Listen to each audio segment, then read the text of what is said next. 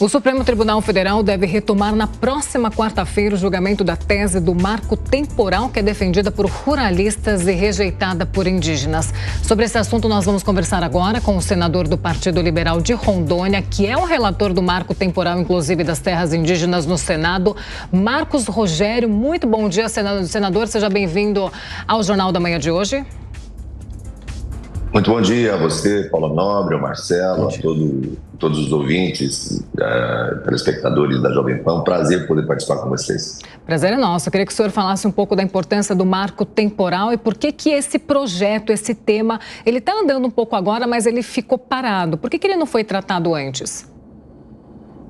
Olha, esse é um projeto muito importante para o país, né? Vai garantir segurança jurídica, né, para quem está no campo produzindo, trabalhando, e não apenas para o produtor rural, não apenas para o agricultor, o pecuarista, né, ele garante segurança jurídica também para as comunidades indígenas, né, sai desse ambiente de insegurança, de violência que acontece em muitos casos. Né, o que o projeto faz, né, é explicitar de maneira ainda mais evidente aquilo que já está posto na Constituição Federal e também foi objeto de debate, inclusive, numa ação no Supremo Tribunal Federal, quando da discussão e julgamento do caso da Raposa Serra do Sol, lá de Roraima. Então, o marco temporal, né, estabelece, né, esse prazo,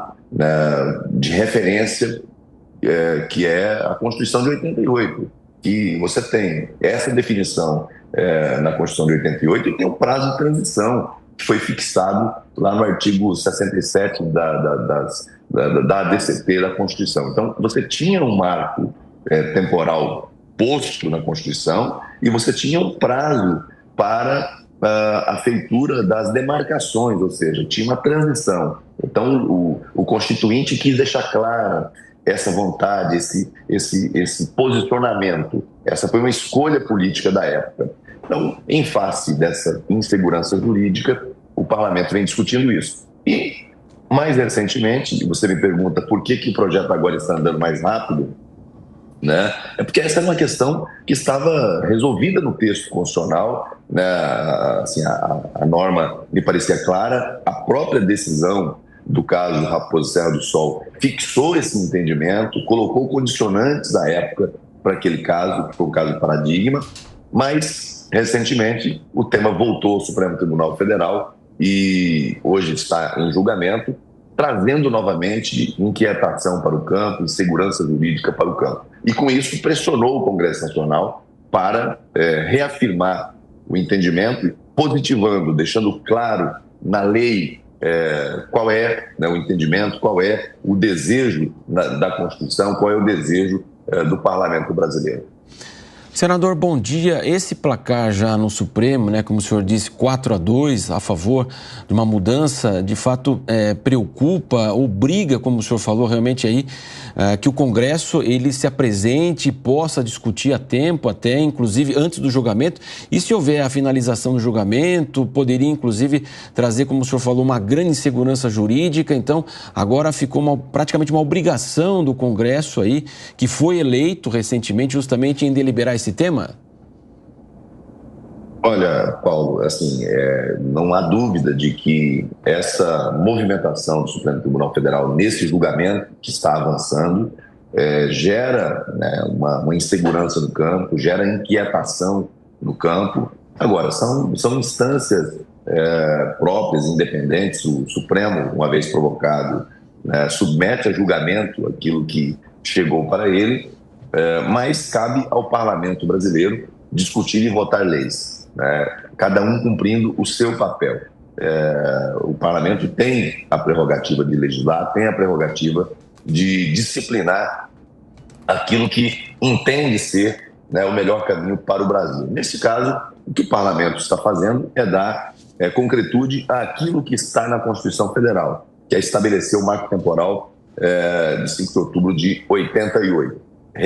Reafirmo que esse projeto ele garante segurança jurídica, né, para quem está no campo, tanto indígena como não indígena. porque engana-se quem pensa que esse projeto tem foco apenas no setor produtivo, né?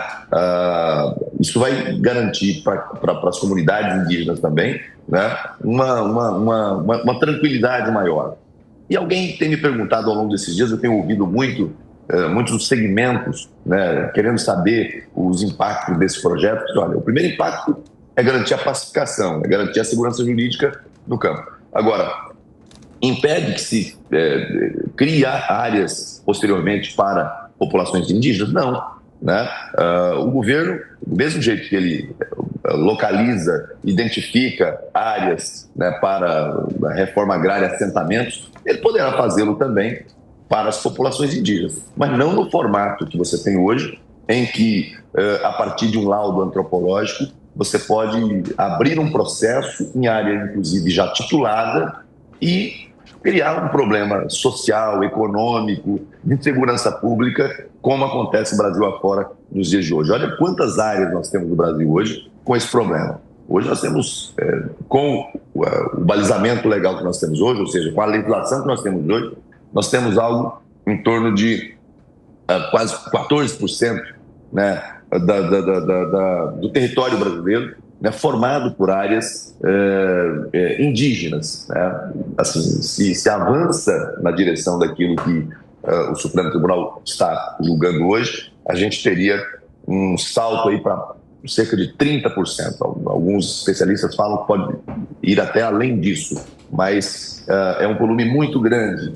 Então, esse é um projeto que vai garantir essa referência, né?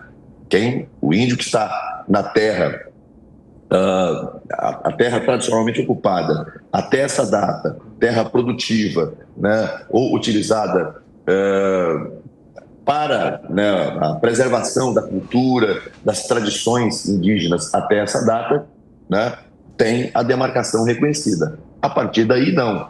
Você tem hoje muitos registros de áreas que, inclusive cidades que estão comprometidas, de situações que não se tinha índio na região e, de repente, a partir de um indicativo, de um laudo apresentado tempos depois, né, se estabelece o processo, se discute a demarcação e tudo aquilo, a cultura, a economia, né, famílias que estavam ali, ficam no limbo da insegurança e perdem, né, o seu direito à propriedade.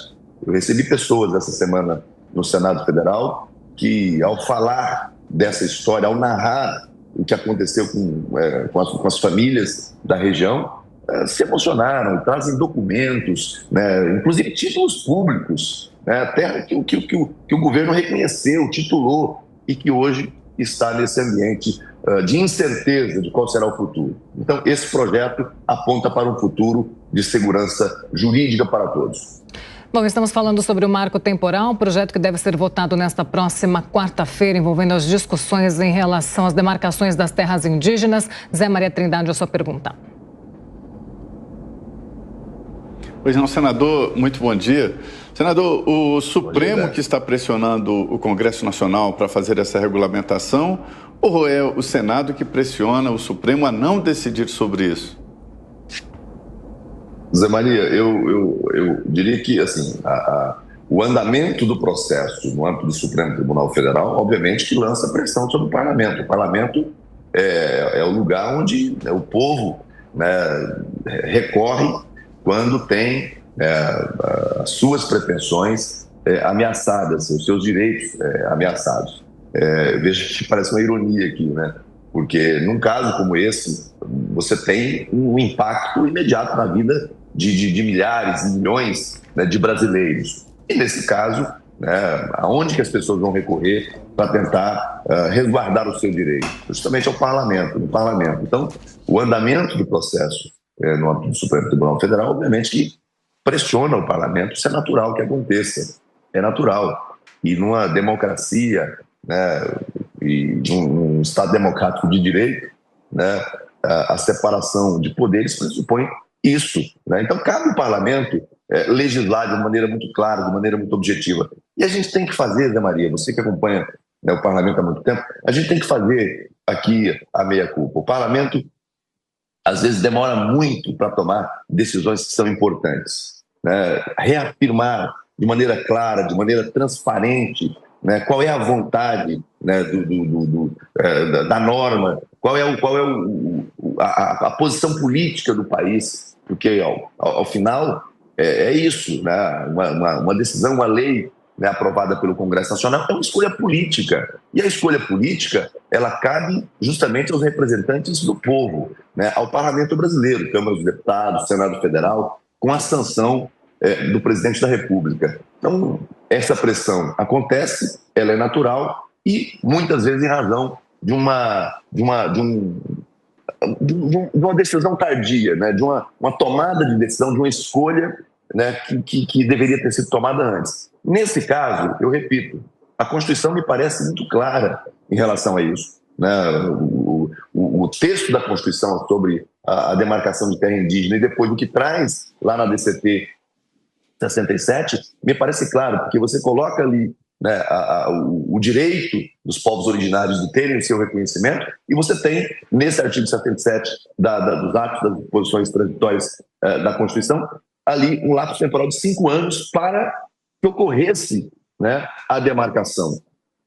Se fosse apenas um texto aberto, você não tinha necessidade de fixar um prazo para se fazer as demarcações. Então a Constituição deixou claro, e a lei agora vem para colocar ainda mais clareza em cima disso. E aqui, Zé, eu trago muito daquilo que está nesse projeto de lei, inclusive, foi extraído do próprio julgamento do Supremo Tribunal Federal, quando fixou as balizas para o caso Raposa Serra do Sol. Senador, para a gente encerrar, né, a gente sabe que os presidentes da Câmara e Senado estão em Nova York, vão acompanhar a comitiva do presidente Lula nessa semana. Há uma expectativa de esvaziamento aí, portanto, legislativo em Brasília. Qual que é a expectativa do senhor que esse projeto possa ser discutido, votado, ou o Supremo vai terminar a sua conclusão do julgamento? Aí já está em 4-2, portanto, mais 2 votos poderia já proporcionar a maioria. Olha, o julgamento do Supremo Tribunal Federal tem acontecido, né? Eu não sei como será a sequência lá, cada ministro, né, tem a sua visão, o seu entendimento, né? Outros têm preocupações com relação ao tema e, em razão disso, às vezes pede vista, né? O tempo que o Supremo vai levar para terminar esse julgamento, isso cabe ao Supremo Tribunal Federal. Agora, no Senado Federal, nós temos um calendário para avançar com essa matéria. Na próxima quarta-feira, o presidente Davi Alcolumbre, presidente da CCJ, havia anunciado que ele estaria na pauta. Então, estando na pauta na próxima quarta-feira, nós vamos apresentar o nosso relatório, né? E queremos discutir. Eu tenho dialogado com todos os segmentos com interesse nessa matéria. Tenho ouvido a todos, né? Conversei com a ministra dos povos indígenas, tenho conversado com governistas, tenho conversado com membros da oposição, tenho conversado com o setor produtivo, FPA, todos que têm interesse nessa matéria. O meu gabinete está aberto, ouvindo, colhendo sugestões. Obviamente que, em razão do que está acontecendo lá, a gente tem aqui tem que fazer uma escolha, porque se eu modifico o projeto, ele tem que voltar para a Câmara dos Deputados. Então, a gente está tentando avançar no entendimento dentro de uma linha que mantenha o texto que foi aprovado inicialmente, e aí, através do ato de sanção, aquilo que é matéria extravagante, ou seja, matéria que vai além do marco temporal propriamente dito, né, de repente, o governo pode fazer opção, né, como pode fazer opção de vetar inclusive tudo, mas dentro de um entendimento, né, excluir esses pontos que são pontos que não é o centro, não é o objeto central da norma, que é o marco temporal. Então nós estamos dialogando, não tem ainda um entendimento construído com todos, mas estamos avançando nesse sentido. Eu sempre procuro, na condição de relator, caminhar em busca do entendimento. Nem sempre você aprova aquilo que você quer, mas você aprova aquilo que é possível dentro desse ambiente de diálogo, né, ouvindo as partes e fazendo os ajustes que são necessários. Eu acho que é o que faz do parlamento o melhor ambiente para discutir e deliberar sobre matérias como essa. Senador Marcos Rogério, relator do Marco Temporal das Terras Indígenas, muito obrigada pela participação no Jornal da Manhã aqui de hoje. A gente aguarda então o resultado da votação nesta próxima quarta-feira. Até a próxima. Muito obrigado a você, Paula, Marcelo, Zé Maria. Um excelente dia a todos.